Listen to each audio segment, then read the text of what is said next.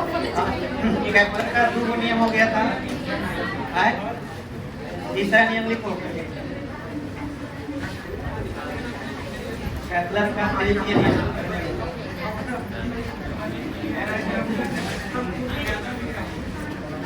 Kepler का तृतीय नियम बोले, लिखिए कैप्लर का तृतीय नियम।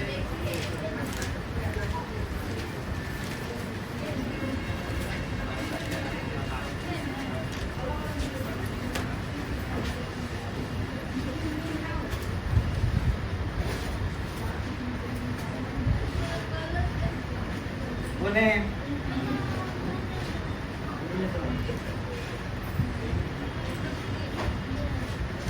किसी ग्रह का आवर्तकाल, किसी ग्रह का आवर्तकाल, किसी ग्रह का आवर्तकाल,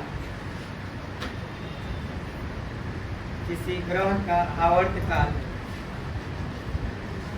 उसके दीर्घ वृत्ताकार कक्षा, उसके दीर्घ वृत्ताकार कक्षा, उसके दीर्घ वृत्ताकार कक्षा,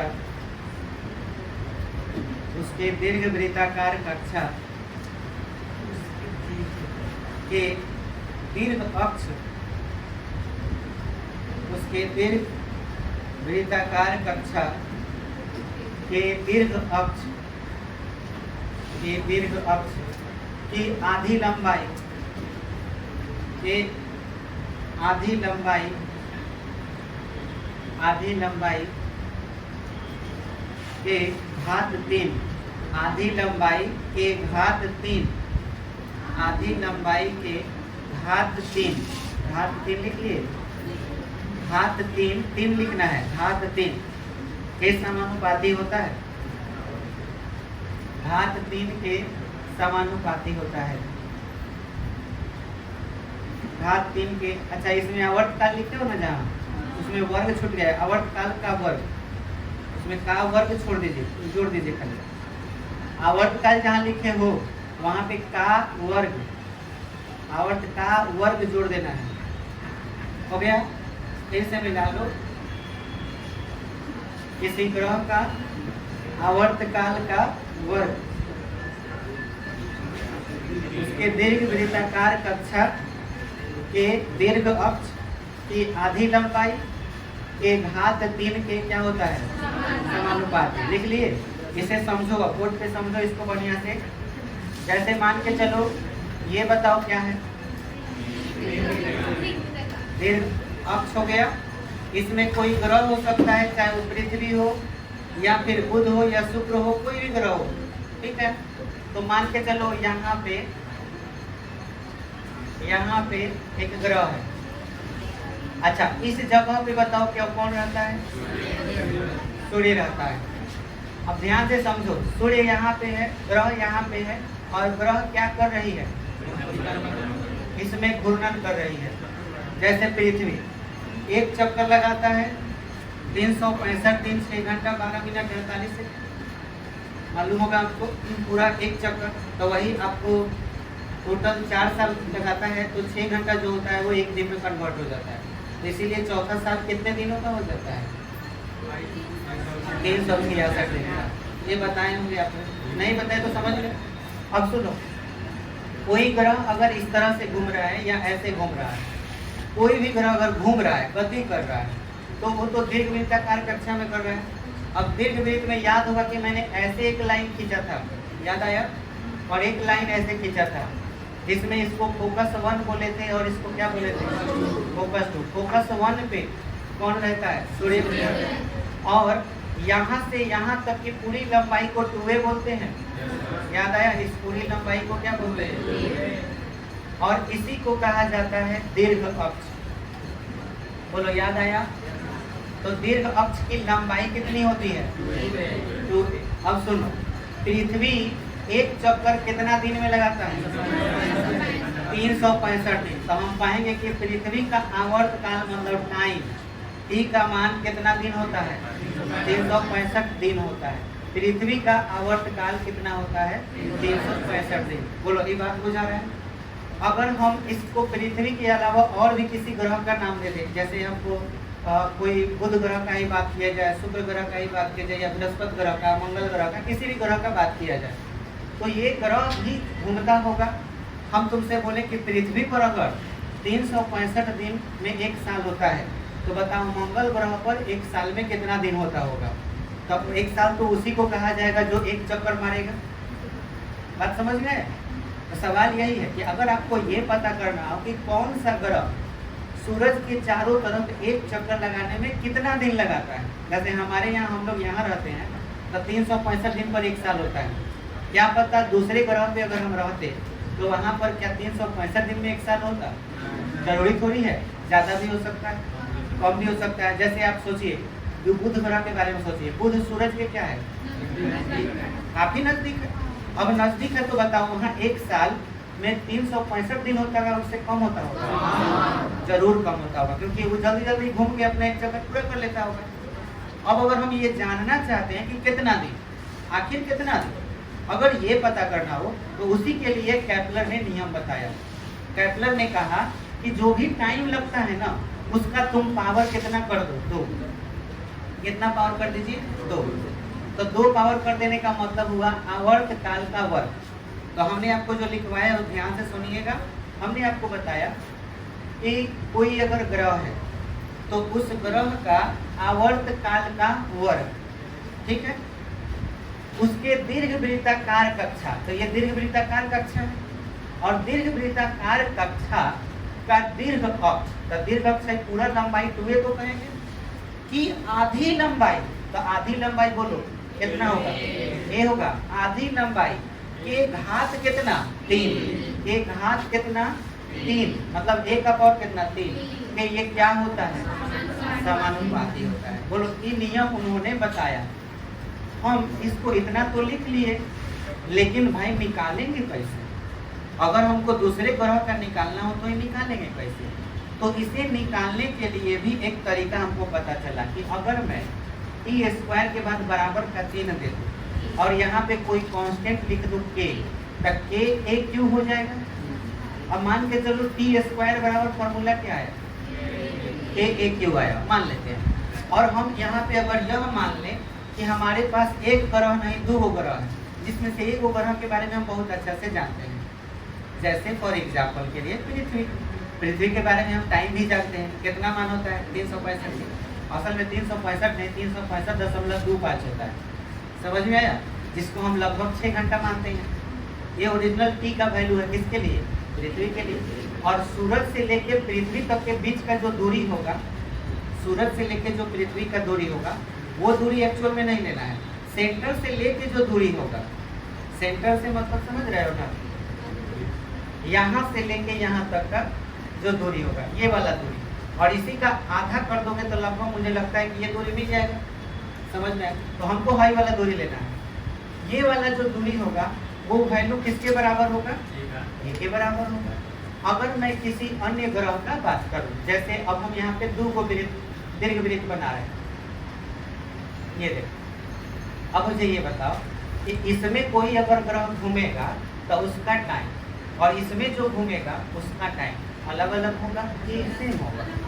अलग। जैसे मान लेते हैं कि इसका टाइमिंग क्या है? T1, और इसका टाइमिंग क्या है? T2।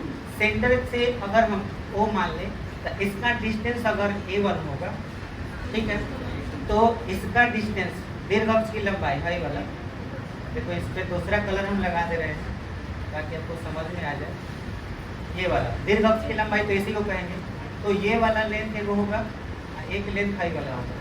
समझ पा रहे हो? तो इसको A1 बोलेंगे और इसको क्या बोलेंगे?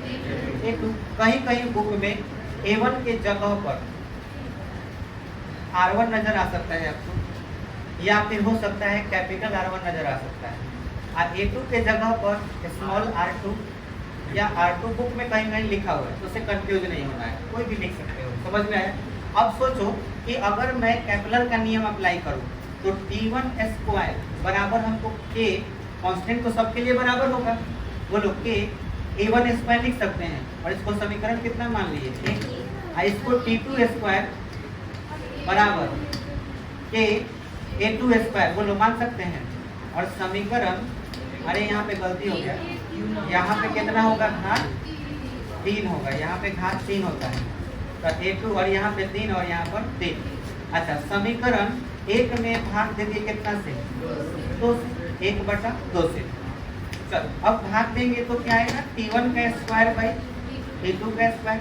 एक ही क्या होगा, कट जाएगा, तो बोलो क्या आएगा, a1 का क्यूब और बटा में a2 का क्यूब। सबसे ज़्यादा यूजफुल यही फॉर्मूला है।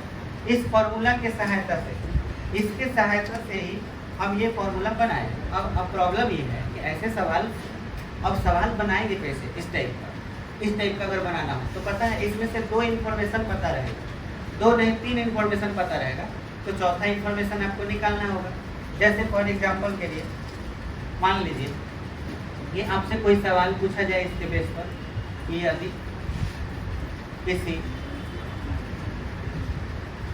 यदि किसी ग्रह, और देखो यह ग्रह का क्या करेगा, आवर्तकाल भी दे देगा, आवर्तकाल के साथ साथ दीर्घ अक्ष की आधी लंबाई भी दे देगा। यदि किसी ग्रह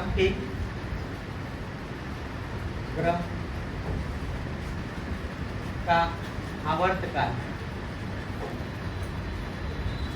अब यहाँ पे आपको आवर्तकाल जो देगा मान के चलिए कि 300 दिन देती है। कोई ऐसा ग्रह है जो एक चक्कर कितना में लगा रहा है, 300 दिन में लगा रहा है। तब यदि किसी ग्रह का आवर्तकाल 300 दिन है ना, और दीर्घ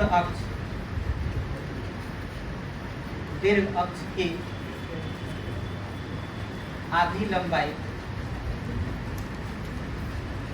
दीर्घ अक्ष की आधी लंबाई 2 गुना 10 के पावर 6 मीटर, मतलब कि बहुत ज़्यादा दूरी पर है। दीर्घ अक्ष की आधी लंबाई 2 गुना 10 के पावर 6 मीटर है। उस ग्रह से एक अन्य ग्रह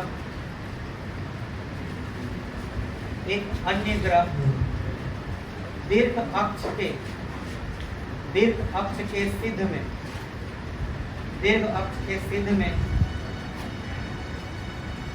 अक्ष के सिद्ध में 10 के पावर 6 मीटर की दूरी पर है, तो उसका आवर्तकाल ज्ञात करें। सभी बच्चों को ध्यान देना है, क्वेश्चन में क्या कह रहा है।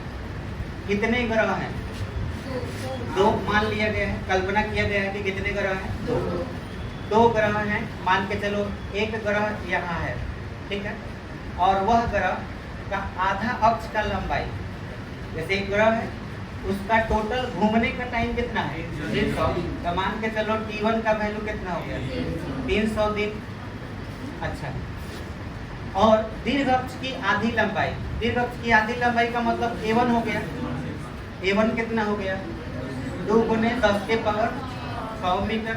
बोलो इतना आपका दूरी हो गया दीर्घ अक्ष की आधी लंबाई में।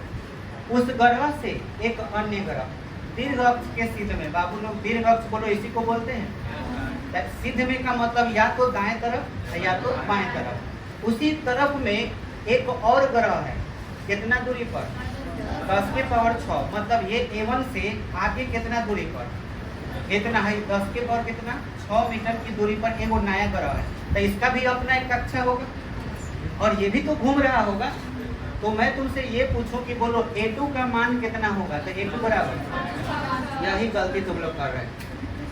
सुनो, A2 का मतलब होता है यहाँ से लेके यहाँ तक, समझ में आया। जबकि ये वाला डिस्टेंस तो A1 है, हमको यहाँ से यहाँ तक चाहिए, जबकि हमको डिस्टेंस क्या दिया है, दीर्घ अक्ष के सिद्ध में कितना दूरी पर, 10 के पावर 6 मीटर।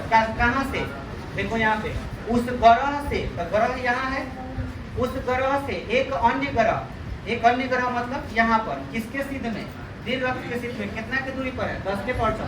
हाई कितना था, 2 गुने 10 के पावर 6। तो बोलो दोनों जोड़ाएगा तब ना A2 का मान मिलेगा। बोलो समझ में आ गया। तो हम ये फिगर नहीं भी बनाएंगे तो बुझा जाएगा ना। बोलो a2 बराबर 2 गुने 10 के पावर 6 प्लस, दोनों को जोड़ेंगे तब होगा। बोलो इसमें कुछ कॉमन दिख रहा है? हाँ, 10 का पावर 6 कॉमन ले लो, तो बोलो 2 प्लस यहाँ क्या बचेगा 1, जोड़ो कितना 2 है 3, तो बोलो 3 गुने 10 के पावर 6 बोल सकते हैं कि नहीं? तो हमारे पास a2 का वैल्यू कितना हो गया? बोलो बुझाया कि नहीं बुझाया? क्लियर हो गया? अब बढ़िया से इसके बात को समझो, क्या पूछ रहा है? उसका आवर्तकाल, आवर्तकाल मतलब किसका वैल्यू? t2 का। तो t2 बराबर क्या होगा ये बात को समझिए। तो हमारे पास तो एक ही फॉर्मूला ही है, वो बोलो कौन सा फॉर्मूला है? देखो t1 का स्क्वायर बटा t2 का स्क्वायर बराबर a1 का क्यूब बटा में a2 का। तो चलो ये फॉर्मूला लगाएंगे, ये 5 मार्क्स के लिए आता है सब क्वेश्चन। t1 का स्क्वायर बाई t2 का स्क्वायर बराबर a1 का क्यूब बाई a2 का क्यूब। अब आगे तुम लोग बताओ क्या करें? t1 कितना है 300, तो दिन में है तो आंसर भी दिन में ही आएगा। समझ में आया? आंसर दिन में ही लिखना है। तो t1 की जगह पर 300 स्क्वायर है तो 300 कई बार? 2 बार। t2 नहीं दिया है, निकालना है, और t2 का स्क्वायर जो करते हो रह जाएगा बराबर a1 का क्यूब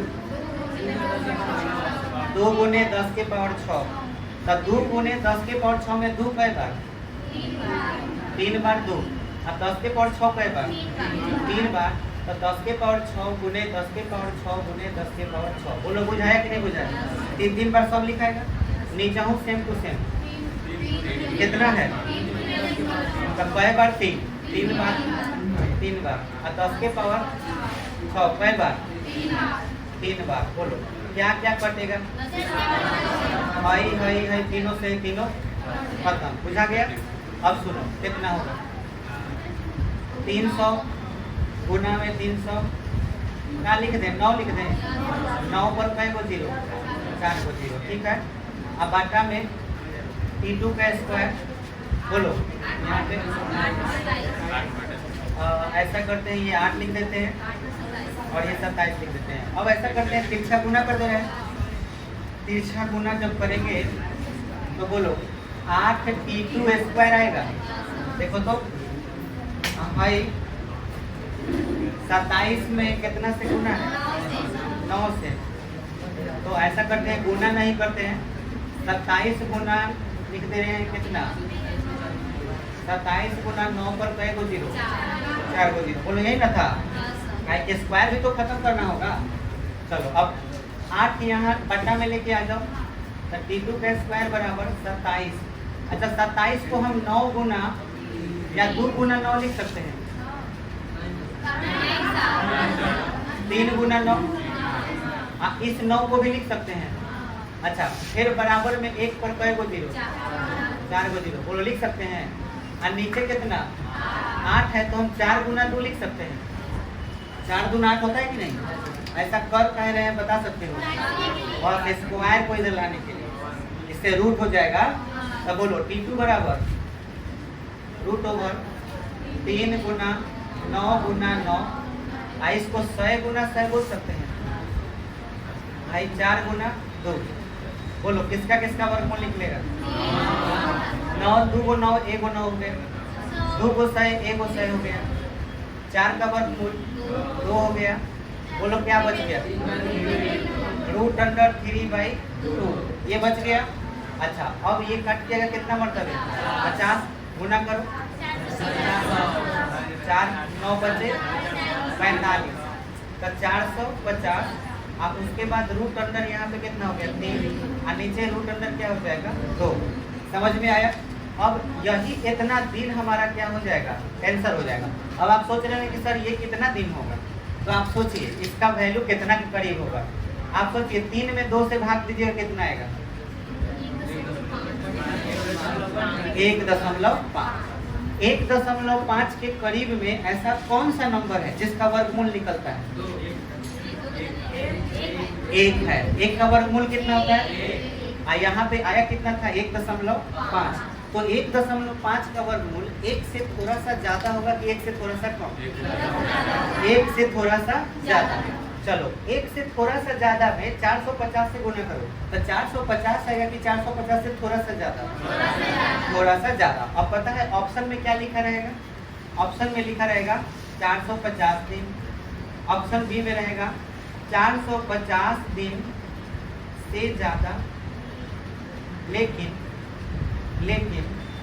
500 दिन से कम। 500 दिन से कम ऐसे ऑप्शन रहेगा।